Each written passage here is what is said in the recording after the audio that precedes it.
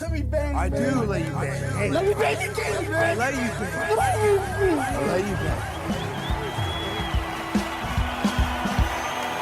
Greetings, marriage and virgins. Go for Jesus.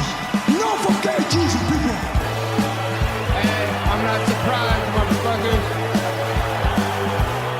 Ladies and gentlemen, it is time once again for your favorite mixed martial arts podcast.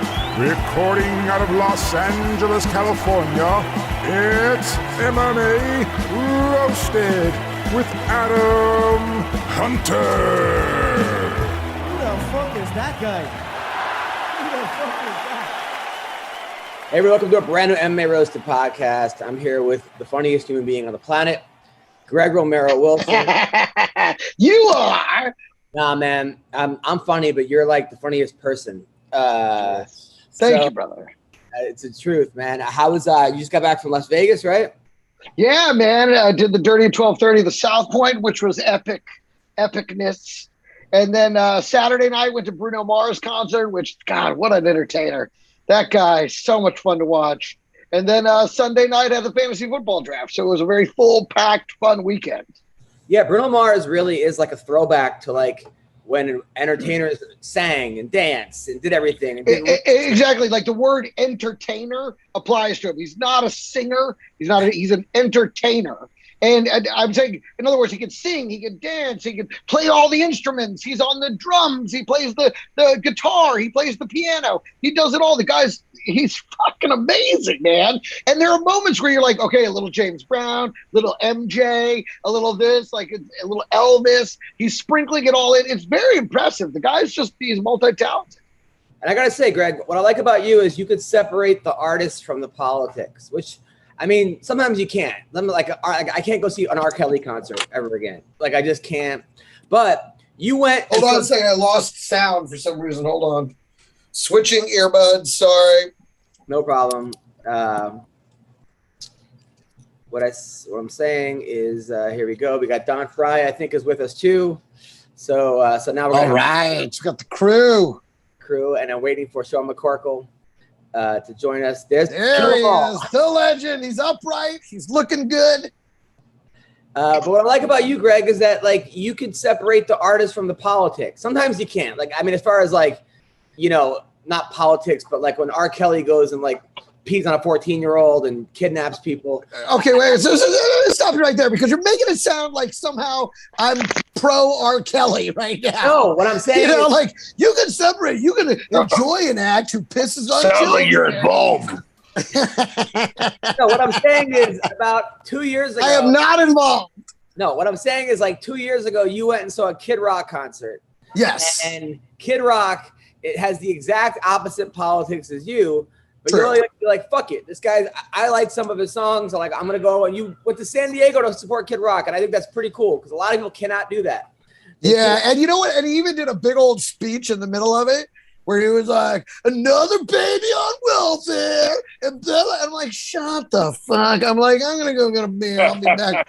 I'll be back when this guy's done talking and back to singing the hits. So. But I agree. Like, I mean, even like Ice Cube went on this crazy, like during the COVID, saying all this crazy stuff. And I'm like, very anti-Semitic stuff.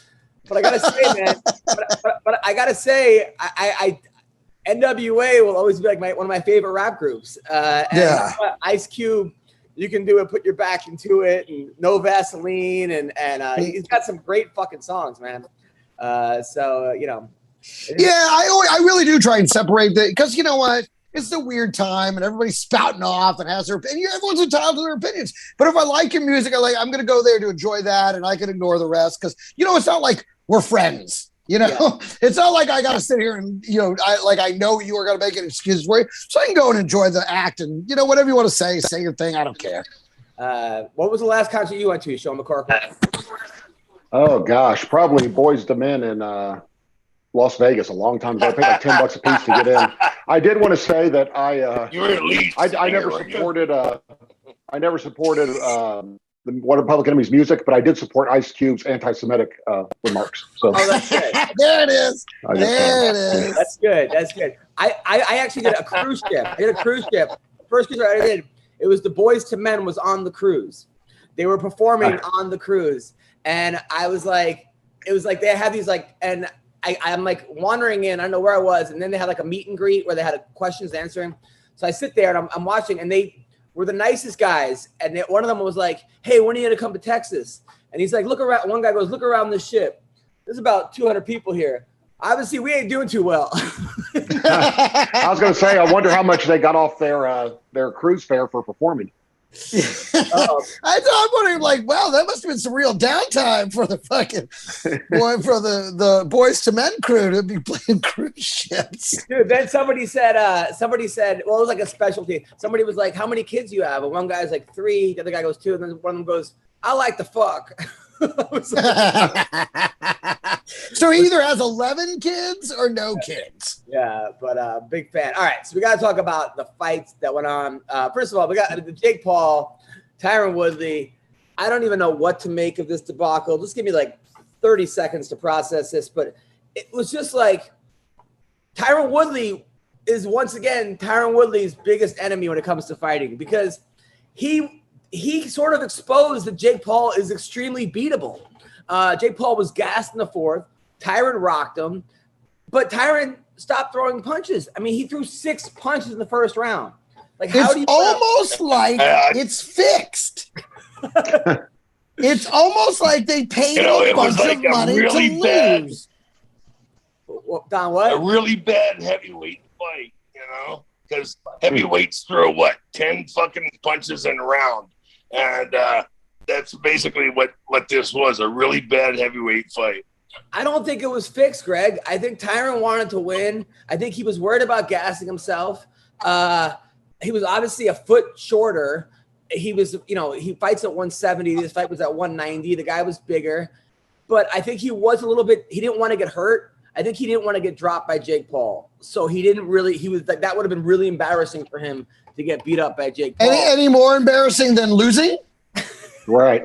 Exactly. Come on, dude. The fix is in. I said this the last time. I'm saying it this time. They pay these guys. They're like, look, let me win. You get an extra $1 million guaranteed. I mean, it's so clear these are all fixed fights. There's no governing body. They're doing whatever the fuck they want. There's no testing. It's all bullshit. This is straight YouTube bullshit. They're pranking America. Hey, I'm next on the card. Don't be killing it, man. Don't be killing it. He wants that $1 million bonus to take a dive.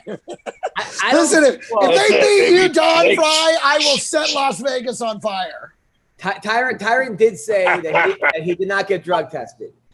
But I think he was trying to win. He does not want to get an I Love Jake Paul tattoo. And I think he got $2 million for this fight. Jake got $2 million. He got $2 million. I don't think it was fixed. McCorkle, what are your thoughts on this? I think, man, I understand Greg's point to a degree because it's so hard to believe someone like Tyron Woodley could lose in boxing to Jake Paul. But I think he was terrified to lose, not afraid of Jake Paul, but terrified of getting knocked out, like losing. But it's like Greg said, it's even more embarrassing to me to get like beat by decision by Jake Paul than if he threw a wild right hand and knocked you out. You'd be like, oh, he got lucky. But Tyron probably only got hit 10 times that fight. Like, like with decent shots, he was catching a lot of the shots, but he just wouldn't throw anything back. I don't understand it. If you're there, can you imagine Don Fry going into a fight and not throwing punches? Like, if you're there, you might as well fight. If you're going to lose anyway, you might as well give yourself a chance to win. I don't understand it. He definitely wasn't tired for the first 4 rounds. So if he was tired at the end, I guess I don't understand your analogy there. Wait, time out. You're saying Don Fry's there to lose? So you might as well throw a punch to win. Exactly. If that's what they're paying you to do, which is what they're paying these guys to do. It just reminds me of the smile on what's his name's face when he was walking out of there. Got knocked out, guys. I'm sorry. Every one of these fights is rigged. And if you think that they're telling you the truth about the money, you out your goddamn mind. I mean, Ben, all right, so here's some of the... How much do you think they're making? They made $2 million, according to... How much do you think they're making? According to the numbers, they made $2 million each, but then that's not including anything he got for, advertising or sponsors or anything like that. Jake Paul got a percentage of the pay-per-view also. Sure. So according to Clarissa Shields, who's the greatest female boxer of all time, according to most people, Tyron won this fight hands down. I mean, and then she wrote, and then she wrote Woodley won. God, that's the most racist. That's the most racist comment she could actually make. Tyrone didn't throw fucking anything with any power on it. You know, how come every time there's a black fighter involved, all the black fans say he won, even when he doesn't throw a punch? I wouldn't say all the black fans. I think a lot of black fans did think that he lost, and black fighters. This is just. I think a lot of black fans didn't even know this happened. This is the dumbest shit. I hate. And by the way, I was trying to watch it, and then that link quandered out, and I couldn't see the thing anyway. I'm next. Yes, I'm next. Yeah. Don Fry's next. You're goddamn right. Don Fry's going to show him what's what. So, That's then it. I'm going to fight Jake Paul or his big brother or his mom. I don't care.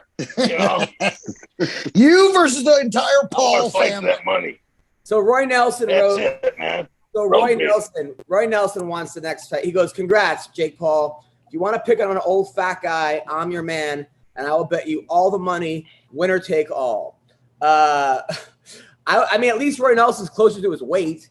I mean, he's the other way because he's not a 170 pounder. No. Roy Nelson's not close to anybody's weight except for a fucking orbiting satellite. The moon. They're going to do 290 catch weight.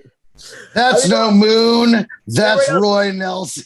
So, I mean, who do you think wins, Roy Nelson or Jake Paul? First of all, they're never going to make the fight because they don't want. They want him to take the money to lose. So who do you think wins that fight, Don Fry? Roy Nelson or Jake Paul? I want Don Fry to fight Jake Paul. I know what's his gay brother's name? Logan Paul. I'm not sure his name, his name is Logan. Logan. I'll fight. You know, they can rotate him each round. Rotate him each round. Oh, I love this. Now we're talking. Yes. Sean, Roy Nelson or Jake Paul? Who wins this fight? It'll never happen but Roy Nelson. Roy's got the chin where he doesn't have to be afraid of getting hit by Jake, and definitely has the power to hit him back. Tyron had the power too. He just wouldn't throw it. So also on this, according to other fighters, I mean, so Gervonta Davis wrote, this fight is on ass.com. Badu Jack said Logan's better than Jake. So Walt Harris said, what kind of running shoe is Jake's wearing? Sadiq Youssef wrote, what the fuck is this man? Mike Perry says a boxer wouldn't last this long in the octagon. Well, they don't go 8 rounds in the octagon. Well, there's at least one black guy that watched the fight then. That's one. Kevin Holland wrote, Woodley should go back to rapping. Oh, wait, no, he shouldn't either. Come on. Oh, shit. So DC wrote, Jake Paul showed he has toughness and won't quit. Tyron wasn't active enough. Not a bad fight, though. It was activity. Paul was exhausted. When the guys are tired, show him the door. Whatever, man. Damn it, Tyron. Dylan Dennis wrote, They were tired. They were tired walking to the fucking ring.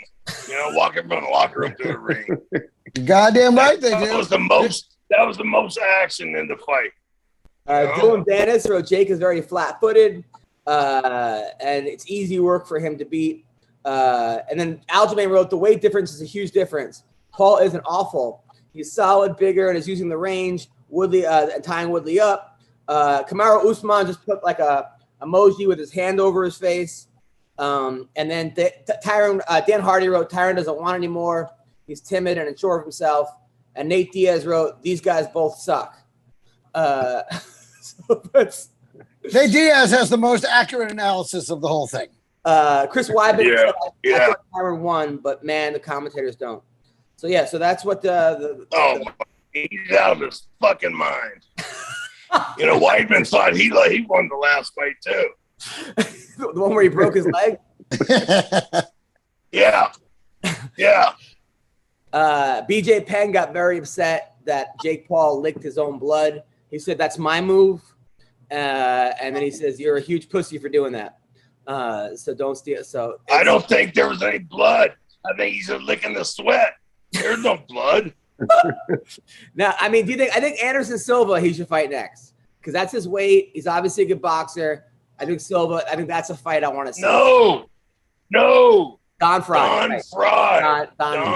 Don Fry. Or Phil Baroni's penis. Phil Baroni's penis easily weighs 190. So Phil Baroni sent me a picture of his penis. Yeah, I gotta see. That guy, that thing weighs more than I do, man. Shit. No shit. He's carrying around a plantain in his pants. So Baroni hit me up last week saying this is why all the girls like me, not my personality, and sends me a dick pic. To which I had to send you guys. Yeah. It was that's right. That dick weighs 190. Put that in the ring with the Paul brothers. So what were you thinking when you saw Baroni's dick? I was thinking the last time somebody sent me a picture of a dick from the UFC, it was Brendan Schaub. Boom! We got one more. Climbing that ladder to 200.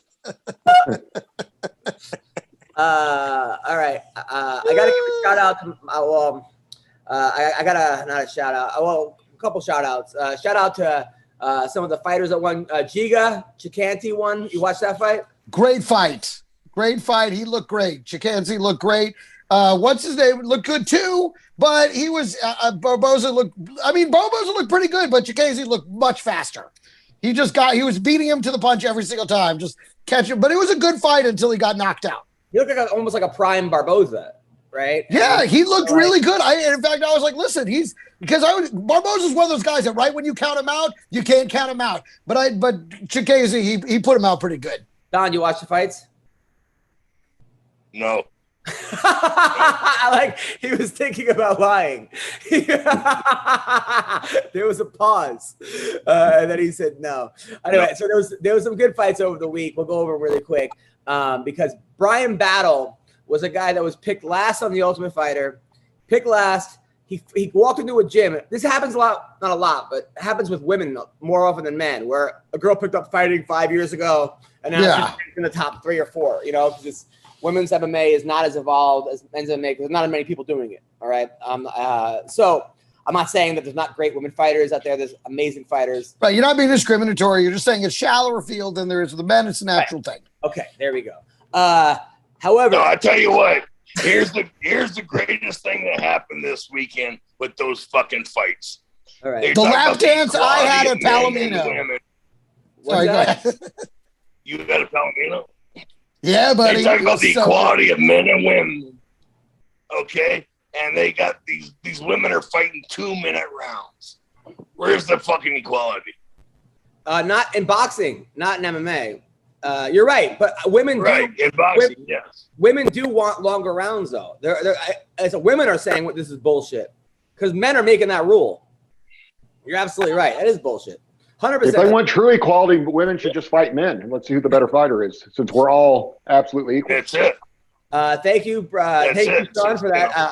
That is the equation. That is the Sean McCorkle opinion. Yeah, so this guy walked in to a gym 5 years ago and then won the Ultimate Fighter within 5 years.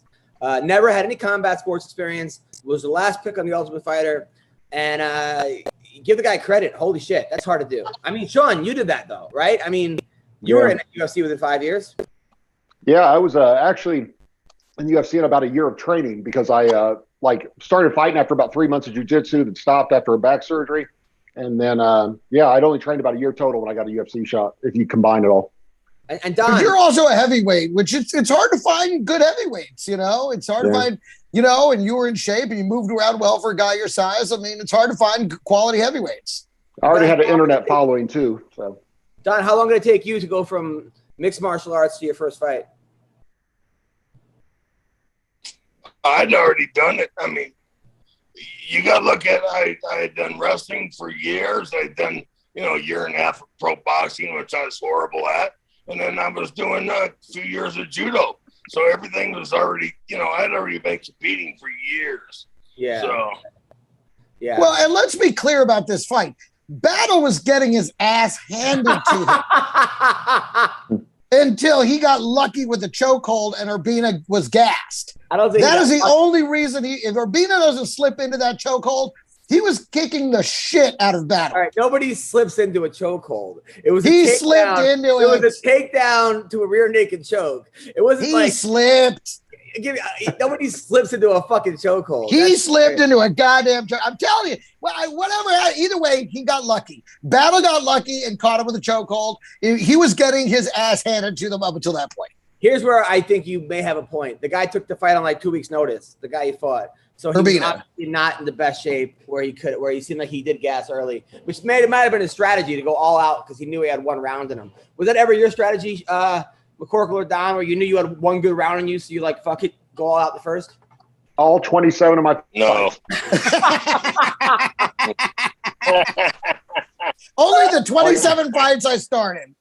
That's why you can't ever say my fights weren't exciting because I was already I gave it all for the first 3 minutes, and that was all I was going to have. So, when you were fighting the world's strongest man and he was on top of you and you got him with a Kimura, right, from the bottom? Yeah. Did you ever think like you were in trouble at all during that fight? Yeah, he threw a wild punch and hit me with it and popped my eardrum, so I was spinning real bad. And he actually took me down. Then he stood up, which was a terrible idea because I was out of it. But I just was feeling good. We were only about 2 minutes in, I think, but I was feeling good when I saw him start to turn purple, from oxygen deprivation. I was like, man, finally somebody's tired before I am. I literally was thinking that during the fight. He was breathing really heavy 45 seconds in. I was thinking, man, this is awesome. I'm so glad. This must be what it feels like for everyone that fights me. That's what I was thinking. I mean, you're a really smart guy, though. So when he stood up, you must have been like, what were you thinking? What an idiot. Yeah, I was thinking, why would you do that? I guess he didn't know he had me hurt, but he did.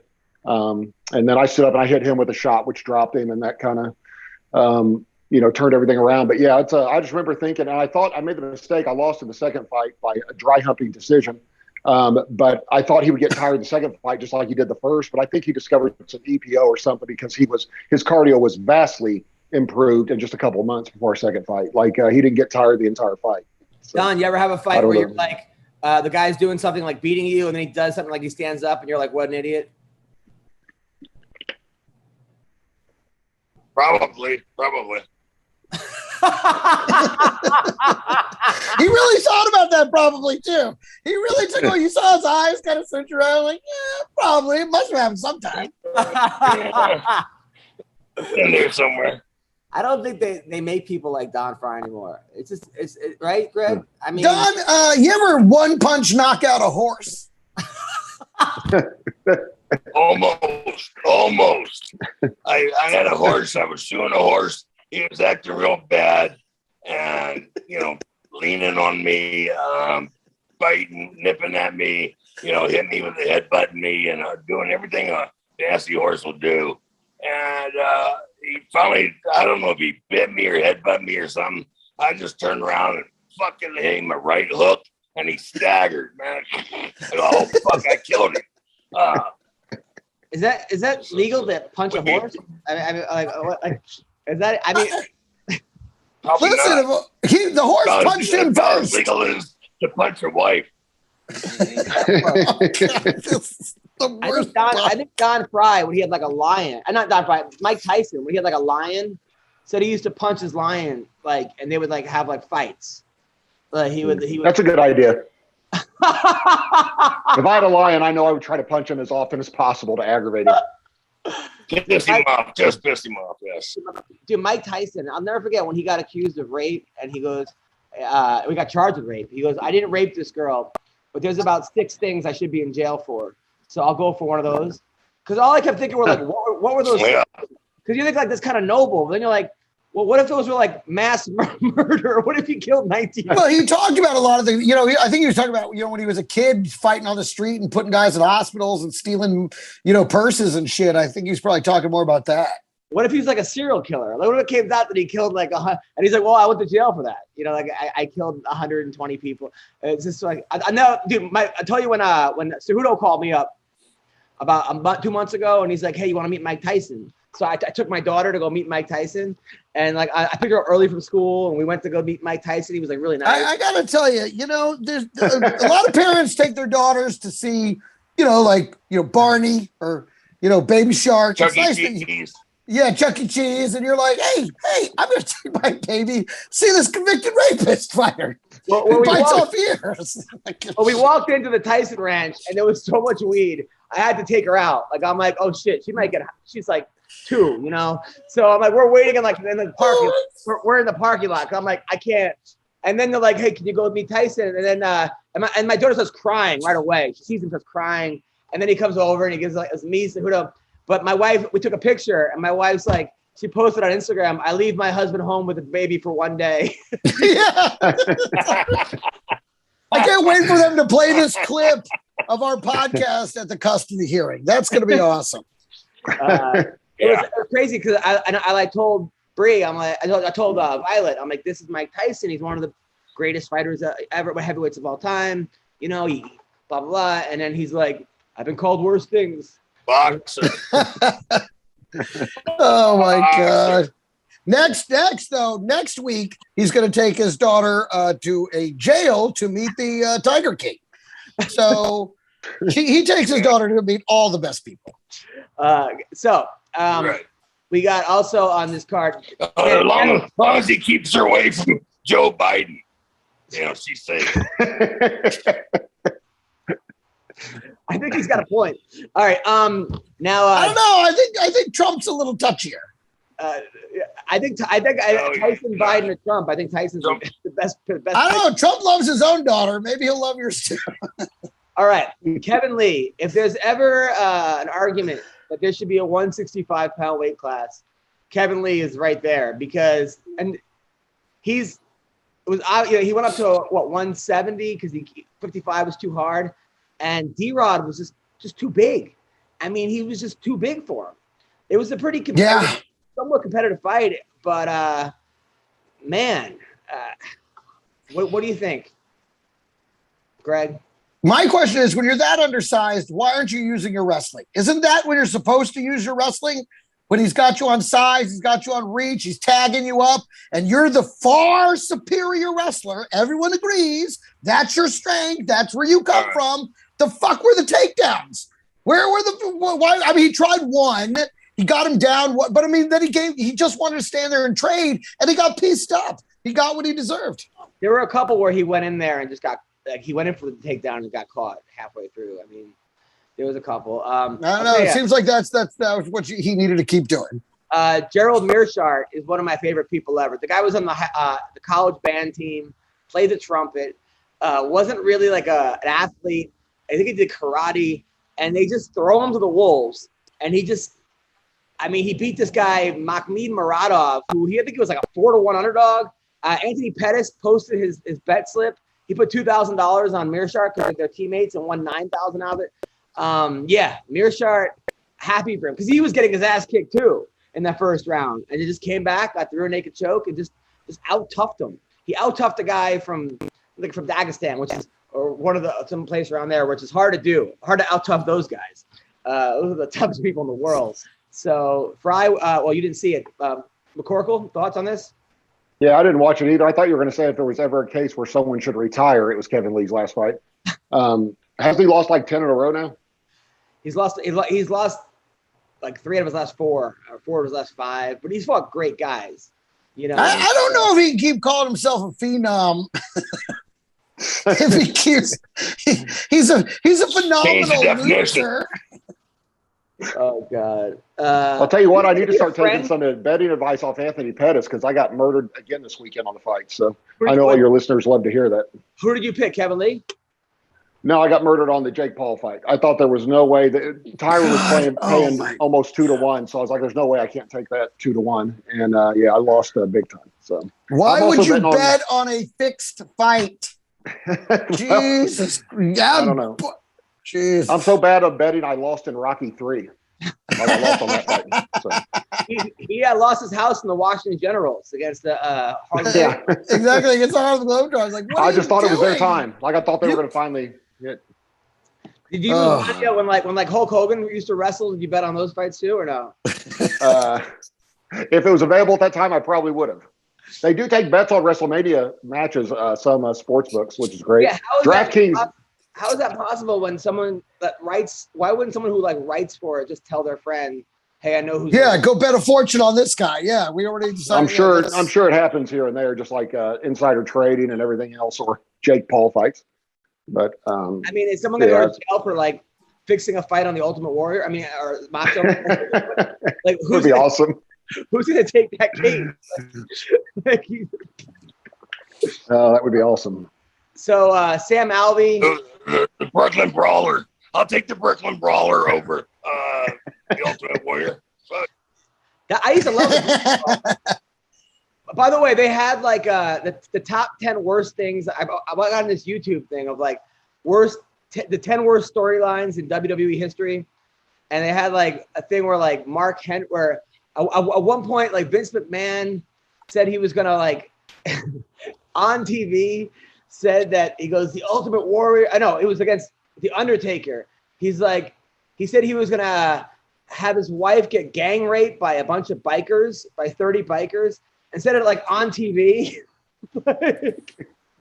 it's a bit aggressive. Like this was a fucking.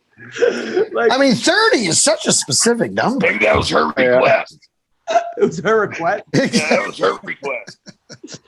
That was his fight bonus. Another one where the Undertaker and the Big Boss Man, like the Big Boss Man went to the Undertaker's dad's funeral and like crashed it with like a steamroller or something, and then drove away with the casket.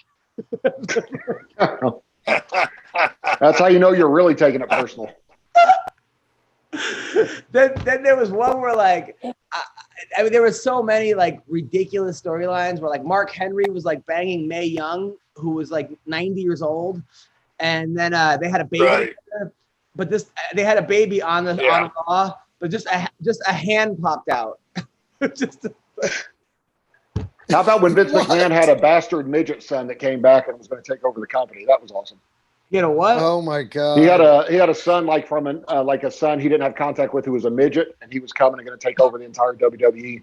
Apparently, when you're born as a midget, you get special access to your father's company or something. I don't know. Like somehow he was going to get his share. It was only going to be half the normal share of his son. But it's crazy. Hey, listen, they gotta come up with these storylines somewhere.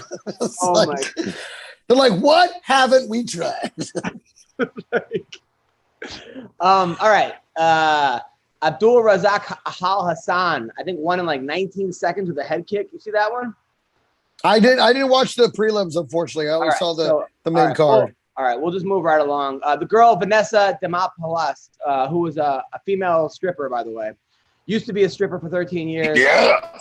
She lost to J.J. Aldrich. She wrote a book called The Stripper Bible, which teaches girls how to be strippers. Nice. So you would think a Bible would teach them not to be strippers. Do you get a graduation certificate? I mean, I feel like we have to read this book, right? You get a government loan, and then you get a graduation certificate, right? Yeah, and when they hand you the certificate, they just throw glitter at you. Yeah. That's how you graduate. They just throw glitter at you, and you walk through it, and then you're a stripper. So in the PFL, Bubba Jenkins lost to Chris Wade. You guys watch that fight? No, I wanted to. Oh, crap. He got surprisingly out wrestled, which Bubba Jenkins is, NCAA champion wrestler. Yeah. MMA wrestling's different, and Chris Wade trains with, Gregor Gillespie and other guys who are national champions and he outworked him. He beat him. And I think he really took it personally because Bubba was saying things like, God's telling me to win. And then Bubba's like, God's not going to, and Chris Wade was like, well, God's not going to be there to help you. It's just me and you. And it kind of became like a religious thing. And then at the end, Chris Wade like mocked Bubba's praying in the middle of the cage. It turned ugly. It turned really, really ugly. Sounds like you're giving the WWE some more storyline ideas. Yeah. Yeah. There was one where Vince McMahon said that God was his tag team partner. And then God walked out, and it was just a light on nobody. Did anyone else feel like Bubba was leaning into that a little hard? Like a little hard with the, God, he's the reason I'm the winner and the champion and the greatest. Like, I'm not sure. I don't know how big of a fan of Fighting God is. That's my point. You know, I think that Bubba. Oh, come on. God's put on the best wars and the best fight ever. Come on. David versus Goliath. Come on. That wasn't much of a fight, though, was it? Canaanites versus Goliath wouldn't let his hands versus even the walls of Jericho, they didn't fight then. They like blew some horns and the walls just fell. Like, I mean, it seems like God's into non-contact sports. I mean, Don makes the point. Don was there though for all those fights, by the way. So Sean O'Malley was supposed to. You won't be around for the next fight. Thank you, I appreciate that.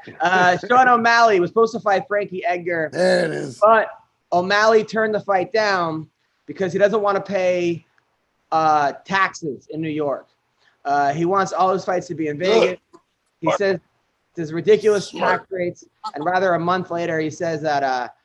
So that's there. I mean, I didn't even think about that as why you turn on the fight, but shit. I don't blame him. When I fought in Canada, they kept almost half my money, and I never got it back. Really? Who did you fight in Canada? Stephen you get free healthcare. If you ever get hurt in Canada, you get free health. You get to wait in line for 3 months, for the emergency appendectomy. Yeah, they took like 40% of my money, and I never was able to get any of it back. I was like, okay, so they just keep my money? Like, well, you have to file taxes in Canada. I'm like, I'm not filing taxes in Canada. Like, I'm not going through all that. Like, I just want my money back. So, I don't know. Yeah, that's the worst one. Like, you got to file your taxes in Canada. I just want my money back. That's how you get your money back. Well, I'm not going to do it. Right. Yeah, I'm not paying an accountant in Canada to try to get my money back. Like, it was ridiculous. It was absolutely ridiculous. It was only $40 anyways. Right. That's annoying though, Greg. When you go to Canada, you like sell merch, like T-shirts after the shows, and you have a stack of money, and then you convert it over, and it's like half of what it was, and then next thing you know, you're like owing money. One time I sold $130 in Canadian money merch, and then I got a bill from the bar for $138 in Canadian money. Dude, one of the dumbest things I ever did, which there's a lot of them. I was driving somewhere for like 6 hours to like make like $300 or some gig in like Northern California. And I parked at the gas station and I put the gas pump in and I go inside and I leave it there, whatever. And then the other guy gets in the car. So I figure, he took the gas pump out and I move and then I start driving away and the whole gas pump comes with me. So it's all a little on you. It was my fault. So then the guy comes running out of the gas station, and I owed him like $400 for that. He said it costs. So then I ended up losing money on the whole gig. Yeah, that was. It's weird that he knew exactly how much it costs if someone drives away with his gas pump. Like, that'll be $400. And I just love the faith you put in somebody else to have taken it out. Like, he did it right. Like, it's right that you had to walk past it to get in the car. I will admit it was 100% my fault, but I'm just telling you what was going through my mind at the time. All right. Did you ever travel with that guy again? No, because the guy was just like it was a booker who would get drunk. He would always have me drive, and he would get wasted, and then he would like want to talk politics, start screaming at you, and the whole ride was like talk about his whole family that was like molested. It kept going and going and just screaming one thing after another. It was too much. Dude, one time I got a ride. I was driving back from San Fran, and this other comic was like, who I did not know. Didn't know this kid. We were just on this show together. He's like, "Oh, you're going back to LA? Can I get a ride with you?" And I didn't have a valid excuse to say no. So I was like, okay. So the kids in my car were driving. I don't like you. Yeah, so we're driving, and he starts telling me about like he's a sex addict, and the only thing between him and more sex is just traffic. And all this, and I'm like, cool, that's awesome. So and then it's like, and then it's silent for like a few minutes, and all of a sudden he just goes, and I fuck some dudes, and I was like, oh god, okay, dude, Greg, shut the fuck Greg up. was like, this is the last time I'll ever give Brendan Schaub a ride anywhere. Boom, that's two. We got two today. Yeah, I had a similar thing, but it wasn't dudes; it was transgenders. He blew a bunch of trans. They still had their dick, but they were women. I know this guy's telling me, it's like, dude, what do you think's going to happen right now? Like, I'm going to pull over and kick you out of the car. Just shut the fuck up until we get to LA. Like, oh my God. Take my car, I'll hitchhike. And then like, I don't say anything. And then he just starts telling me about like the first time he blew a dude. And I'm like, okay, I can't, shut up. And he was like, the only thing between me and some sex right now is Greg's jeans. Exactly. Is the center between the two chairs. You're right, the console. Is the armrest. The armrest was the only thing between him and fucking more sex. I never wanted out of my own car so bad. Oh, it's horrible. As comics, you know, sometimes people are like, hey, can you give me a ride? And the next thing I know, you want to jump out the window. Yeah, that's hilarious. That's really, really funny. That something I was trying to think of something. I had a story. I mean, don't get me wrong. I let him blow me. I mean, come on. Right. You were already there. I mean, listen, I'm driving. I mean, this is good. I just needed to stay awake. Yeah, comics are crazy. I remember one time a comic that was like this like clean comedian, family guy. We were in Vegas and I was featuring and he's like, Bill Cosby. And he's like, my wife's coming in town. Can I use your room to fuck a prostitute? Oh, those clean comics. I was like, what? No, man. Like, I'm your opener, but it's like, Jesus. Like, can I use your room to fuck? Yeah. Can you light it on fire when you're done? That'd be great. His wife was staying with him. He's my wife's in town, so can I use your room while she's there? Oh my gosh. Oh yeah. So one of my first gigs ever, I was in New York. I was opening up for Angel Salazar, who back in the day, he was on Scarface, and he was a huge comic in the 80s, right? So he was like the drug dealer in Scarface. So he would go to the shows, and the audiences, which were all Cuban, would throw cocaine. Gotta narrow that down. They would throw bags of coke at him. Literally, so he's like, hey man, can you give me a ride home? And I'm like, sure. So he had a black eye from passing out the night before on stage, right? And we must have stopped at like 19 different, like, I don't know what the fuck kind of drug exchanges were going on in like the worst areas. I think I'm just driving him home. He's like, I'll be back in 5 minutes. He goes back like 45 minutes later. He kept making like all these drug deals. It was fucking crazy. Angel Salazar, he was a nice guy, but Jesus Christ. There was a gig he did one time in Rochester where I guess they're like, just don't let him leave the club. Because if he leaves the club, it's bad. So like the first shows were great, like 8 o'clock show, 10 o'clock show. I guess he does like, they're like, where is he? They go into the green room and he's like just doing tons of blow, but he's like, his like nose is bleeding. So he goes out there and his nose was still bleeding and he's got like lines of coke on him. And then and some girl with big titties in the front row was like, Angel. So he just takes his nose and like wipes it in her titties, like, and it gets blood all over her. And then her boyfriend attacks him. So then like the whole fucking show gets up and leaves. This is like 4 minutes into the show. So it's over. You're like, wait. I want to try. I'm making the tape. There was another guy. I'm not going to say his name. He was a huge star. I mean, like huge movie star. And I did the Miami Improv, and they said he did 14 minutes and then jumps off stage. And they were like, "What are you doing?" He's like, "I'm done." He's like, "We haven't even got even the first order." But he had so much blow. He did his whole act in 14 minutes. So he thought he was done. I heard that DJ King got mad at Angel Salazar for rubbing blood on the girl's titties. Like, that's my move. Dude, back in the day, I used to plunge toilets to get on stage at the New York Comedy Club. Is that what they called it? Now keep in mind, nobody asked him to. He just did it. It was the Puerto Rican show, right? And they put me on midnight, Friday night. This guy Ozzy, rest in peace, Ozzy, also a big lover of cocaine, right? And he had me go on, and I was not good, back then. And so I'm like waiting, like I'm on like 9th or 19th or something. I'm waiting all fucking night, and the guy goes on, and the guy's loaded out of his mind, drunk, won't get off stage, right? They're lighting him, and the room is like real small. It's a small room. So they're lighting him to get the fuck off stage. The guy won't get off. So the host comes and tries to grab the mic out of his hand. The guy lets go and hits himself with the microphone.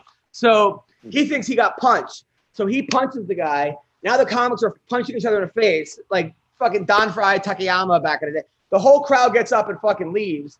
They're like, the comics are fighting each other, right? No one pays their bill. Everyone runs out. I'm on next, right? Fucking the cops get called. The fucking like, and then someone's like, "Are you gonna do your spot?" I'm like, "What?" And the guy's like, "All right." And then he goes up and starts doing his act. The next comic did his act. Like everyone left, and the cops are there, and the guy's like, "So where are you guys from?" You got to get that stage time in, man. You got to get that stage time in. Comedy. All right. This week, we have Derrick Brunson versus Darren Till this Saturday night. Should be a good fight. Darren Till also lost 3 of his last 4, but all to killers, coming off a loss to Robert Whitaker. He's funny as fuck. I mean, he's always. Can I just say one thing really quickly? All this coke talk, my nose has literally started running just from us talking about cocaine. John, you never did cocaine, did you? I never touched it. No, I've always scared me. No, I don't even know what it is. Yeah.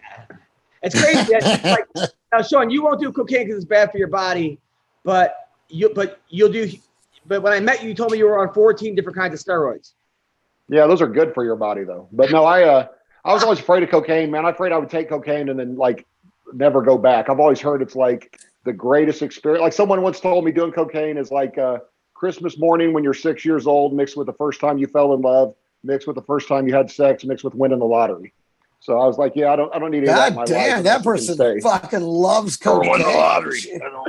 Did John Jones say that, or was that? No, man. It's actually I can't even say because then the girl told me, and if you inject it into your veins, it's 10 times better than that. So, my God. She said she understood how people could prostitute themselves or their children for cocaine, and I was like, this chick really likes cocaine. But well, not only that, it's like, where are they getting their? That sounds like really good cocaine. I mean, I wanted to stay up till 3 a.m. making phony business plans, but that's about it. Sounds like the guy that Greg gave a ride to. Yeah, if he'd had a little cocaine, that shit may have happened. You never know. Now, Don, back in the day, though, when you after the Pride, right? You would go out, you, Randleman, Coleman. I don't know if Kerr was there. I mean, there was some legendary Rampage, and so a lot of those guys, they said like to party and drink. They never offered you the coke or some stuff. No, I never partied. I only partied with those guys once. But they were doing so much grass. I mean, you could barely see your hand in front of your face. The smoke was so thick. Love it. I love it. I love Don. Don's bringing back grass. Fuck yeah. Let's call it grass again. I love it. Now, was Boz Rutan, now this legendary stories about Boz Rutan getting into bar fights. Were you ever with him when any of those went down? No, I was never there, boy. I didn't play with all the other reindeers. They wanted me playing their games. I don't think a one room could handle Don Fry and Boss Rutan at the same time. Like that's way too much manliness at once in the same location.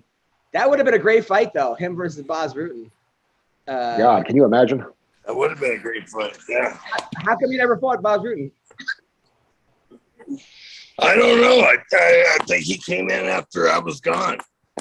I was already doing the pro wrestling in Japan when he came into the UFC.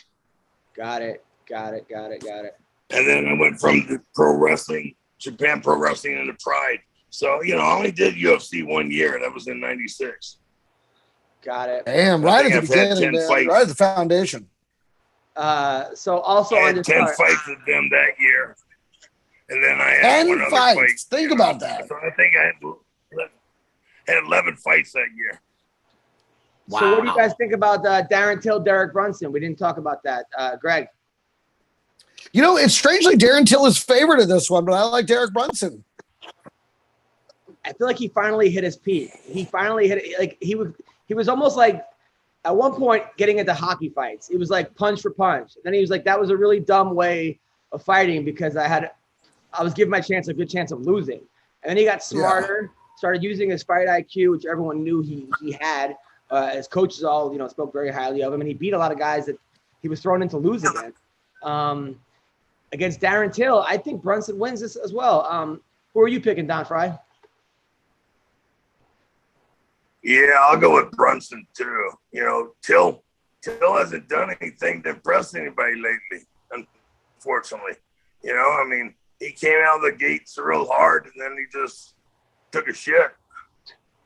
McCorkle? Now Till's a British fighter though, right? Yeah. Maybe being at home, that might be the one thing that might be an advantage this time for him. Yeah. Then nobody told me that. See, aren't they fighting in London? I think they're fighting. I guess they're in Vegas. They're in Vegas. Oh, okay. Sorry. No, he's fucked. I'm going Brunson. Way to fuck it up. Greg. Sorry. I fucked it up. Okay, I fucked it up.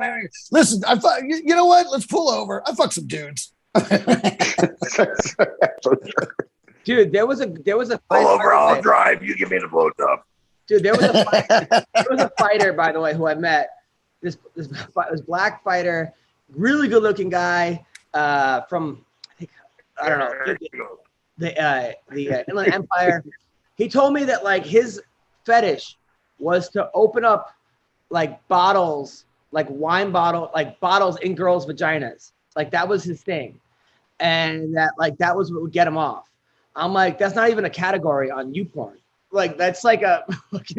That doesn't make any sense. How do you get a cork out of a bottle? You got to have a. Okay, I don't know. That was his thing. His thing was like putting bottles up girls' vaginas. Like I don't think he would put the wood thing, like wouldn't pop them open, but he would like stick bottles up. That was what would get him off. That's gotta suck though, because then you gotta find girls that are into that. I mean, where do you even find that, right? And not only that, they gotta have some strong fucking lips to grip that. Running an ad? Yeah. He's running personal ads. It's just a picture of a bottle. Can you open this bottle? I gotta wonder if is he more turned on by the chick or the bottle? Like that's so weird. That's a weird, like he's a raging alcoholic and he's like, oh yeah, get some Mad Dog 2020. Like I don't he probably got the bottle open and they didn't even bother to fuck him, just drank the fucking bottle. Like, I know so many comedians that have like feet fetish, like foot fetish. And it's like to the point where it's creepy. They'll comment like on this girl's feet right away. And girls are like, what the fuck? There's one comic that we both know, Greg, was like, he was a big foot fetish scandal. Like he was like getting comics to like show their feet to them. And it was a whole thing. And then he was on stage and I was like, time to light him. I'm like, flash him the foot. He's like, the only thing between being some more sex is those shoes. Oh my God. The laces. I just undo those laces. I don't know what it is. I think I'm not sure what the deal is. So McCorkle, we like Darren Till or I'm gonna go Till. I'll probably be wrong, but yeah, I'm gonna go Till. Right. Hey, you know what you need to do is just put a bunch of money on it, and then that'll definitely make the rest of us right. That's my plan. That's why I figured I was gonna go be wrong. So. Yep. Yeah, and then the rest of us be rich. Also, Tom Aspinall, by the way, was coming off a win over Andrei Arlovsky. He choked him out.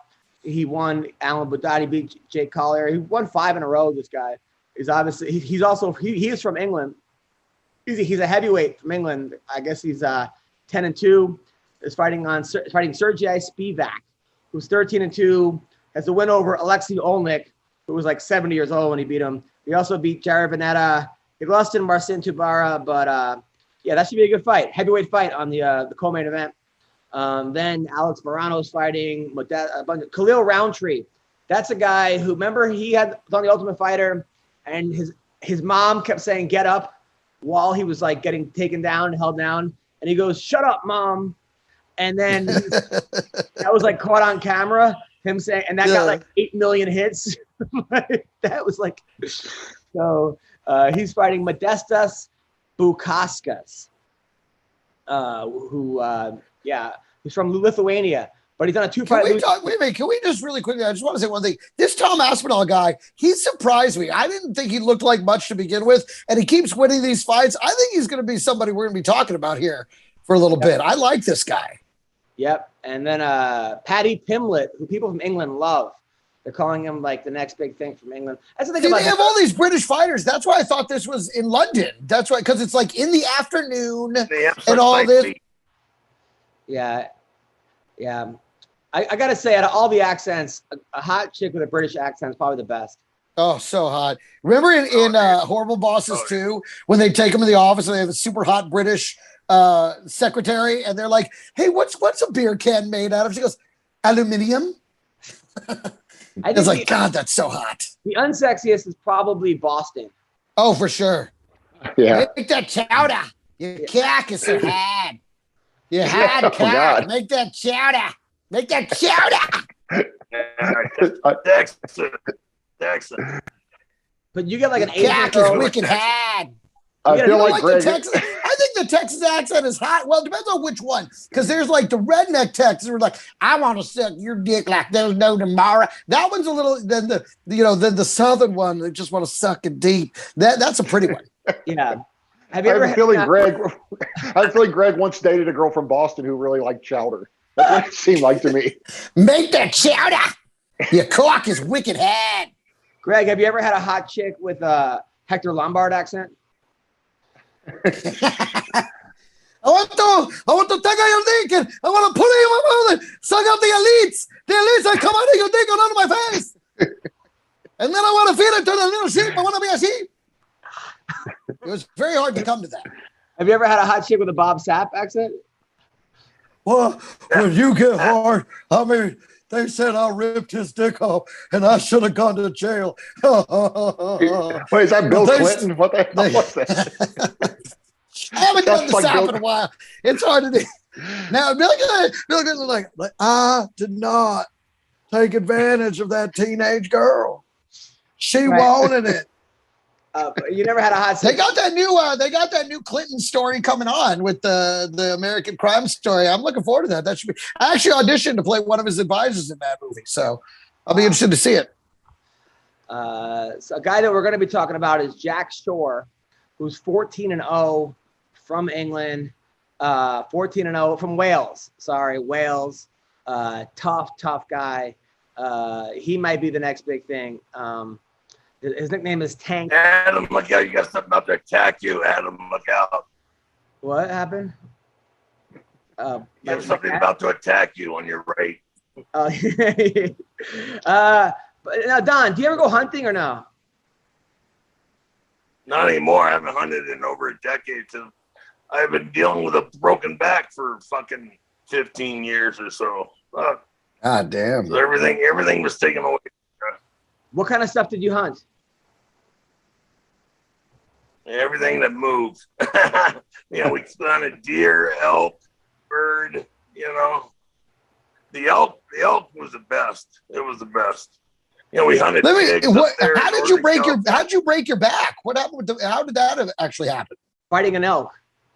I don't know. I broke it, and I think I just fucked up a disc, and then they kept trying to fix it. All right. Yeah, and then I broke the rods. Broke the rods 2 or 3 times, and that wasn't fun. Yeah, and it's just been real shitty 15 years, God damn. Sorry to hear it, buddy. It looks like you're coming out the other side, though, man. So, which is good. Yeah, I hope so. Greg Fry, what was your biggest catch when you hunted? I got a whole truckload of immigrants. They're trying to cross the border illegally. You hunted immigrants? It was hard to track that truck down. It was moving full speed. I had to run real hard, tackle the truck, and then I threw the truck down, and then they just came flying out its asshole. Wow.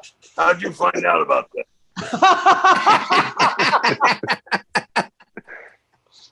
Well, before we leave, I want to let everyone know that, which is a really sad, not good, a buddy of mine who came to my show, came back with his mom, Kyle Reyes, recently passed away 2 days ago, fighter at Extreme Couture, one championship fighter or ACB fighter, really, really good guy. Really, he had an infection in his arm.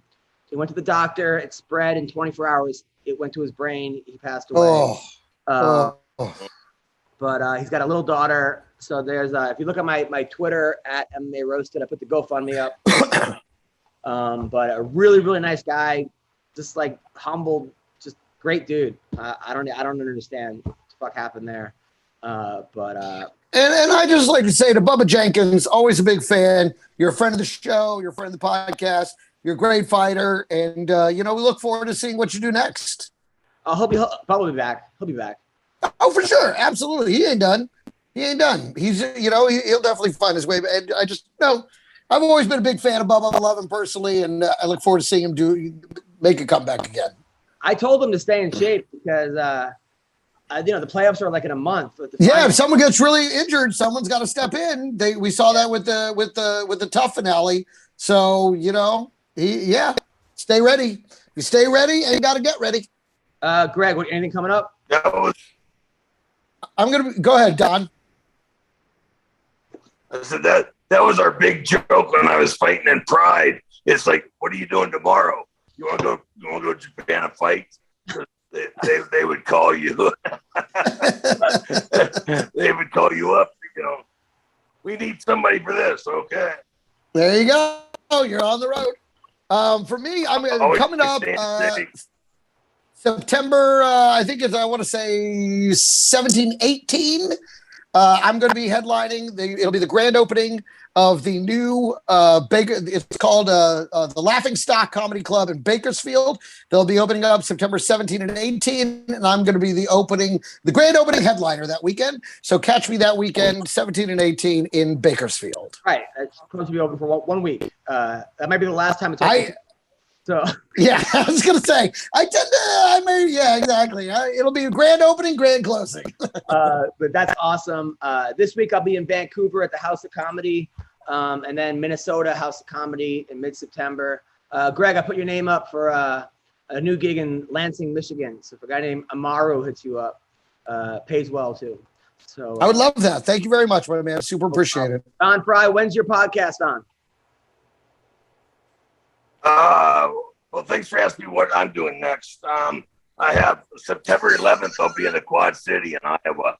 There's a fitness convention, and I'll be over there signing autographs and pictures and all that good stuff with the models. And awesome. That's in the Quad City of Iowa. Yeah. So you'll be married by September 13th. September 11th, and then I hope not. Never again. Never again. Who thought of that? Never again. All right. Well, thank you guys very much. And check out my podcast for coming back. Fantasy football, harsh reality. Check that out. The new episode's going up this Wednesday. Thank you, Greg. Thanks, Sean. Thanks, Don. Take care, guys.